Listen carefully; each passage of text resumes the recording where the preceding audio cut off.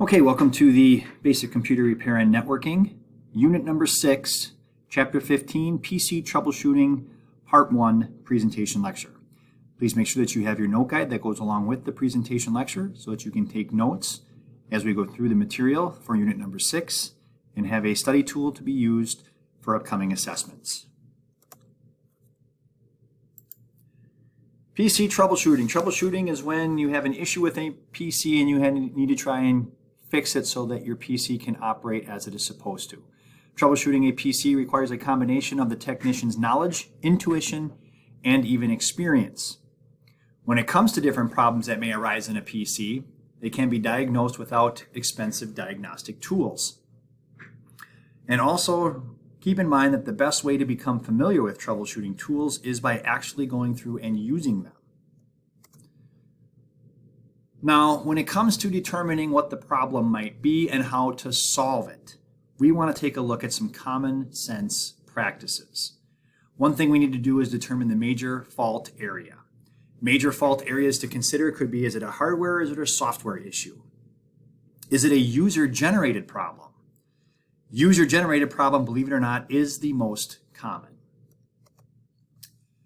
The next thing you want to do in your common sense practices is determine what happened last. Determine the last action on the computer. Did the user recently install a new software, possibly? Did the user recently download a file from the internet? And then after that has been asked and answered, then proceed carefully. Obviously, you don't want to cause any more problems when you're trying to fix an initial problem.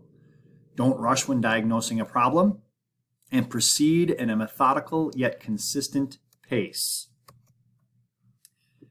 And then finally, the last common sense practice is to write things down. Do not rely on memory alone while troubleshooting. Write things down, take pictures if you have to. Write down a file name if deleted during troubleshooting so it can be recovered if it's needed. Return the system file or setting to the way it was if the problem cannot be cleared after changing or deleting a setting. By not doing that, you could actually create more problems in the future. Oh, sorry, there is one more. Then there's thinking the problem through. This is going to refer to listen notes to evaluate the problem. Do not hesitate to contact the manufacturer if needed for maybe some troubleshooting tips that you were not aware of. And also don't be afraid to rely on other resources such as fellow technicians if needed in order to troubleshoot a problem. Those 5 steps are very important. That is an assessment question, so make sure that you are familiar with them and know how they apply.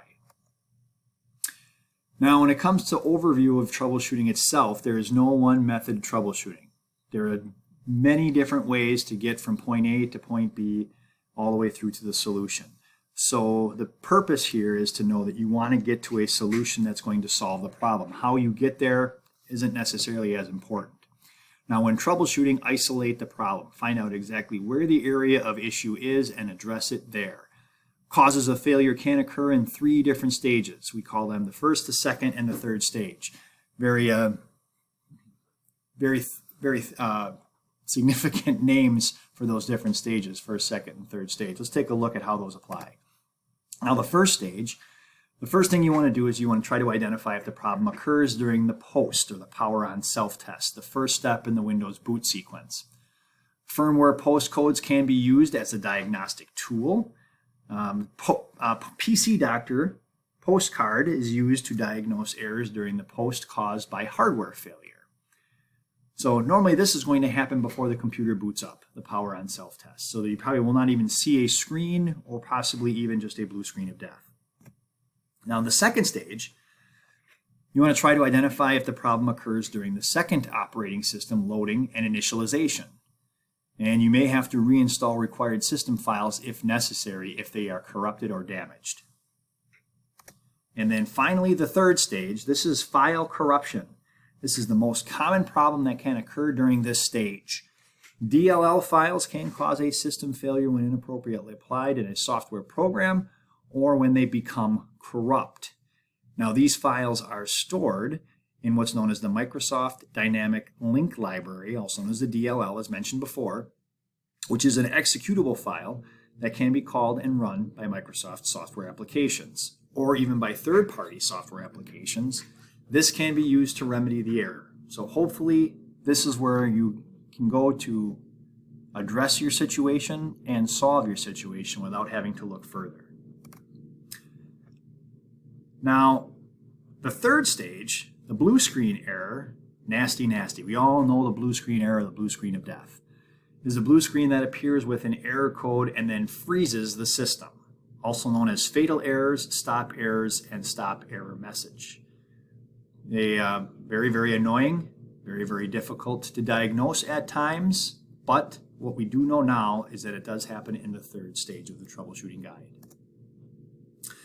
There are also other several causes for the blue screen errors: defective hardware, corrupt files on the hard drive, system BIOS settings beyond capabilities of the hardware, third-party software with bad codes, or bad codes in Windows operating system.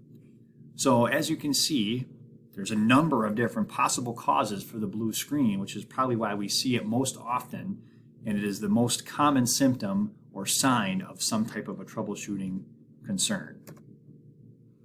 A startup problem. Now, a startup problem causes the computer to lock up during the boot process. These problems occur too early in the PC operation to be solved by system diagnostics. This is where your technician hat has to come in order to find this problem and be able to solve it. Viruses can imitate symptoms, so check the hard drive. I had an issue that happened with my computer not that long ago. I was positive in my own head that it was not a hard drive issue because the hard drive was relatively new. Turns out it was a bad hard drive. Replace the hard drive, problem solved. So always check your hard drive. Now, some symptoms that we might see also would be no power, power light on, fan running, but no activity. The system tries to boot, but nothing happens. You see a setup error that pops up on your screen. PC powers, but no drive activity. Computer attempts to boot, but wrong device. Attempts to boot to the wrong device. Maybe a CD drive, DVD drive, or even a USB drive. Computer continually reboots on failure. System crashes or reboots for no apparent reason. Or you even start to smell like a burning smell, which could indicate that there is an issue inside your case. Now, some typical startup problems to consider. Let's take a look at this machine as it was opened. We can see some ash deposits here, so something was burning. We can see that there is a capacitor burn based off this arrow here, and there's some smoke on the plastic insulation cover. So something was going on in here, something got hot, something started to burn, causing some type of a failure. When it comes to the hard drive fails more often than expected, believe it or not. A corrupt MBR, master boot record, can cause hard drives to be unresponsive. A bad hard drive or a corrupt MBR will generate one of the following messages. You will get a notice of invalid partition table, or an error loading the operating system, or even a missing operating system, which means it can't even find it in order to boot the machine. Now, when it comes to mechanical hard drives, there could be some failures there as well.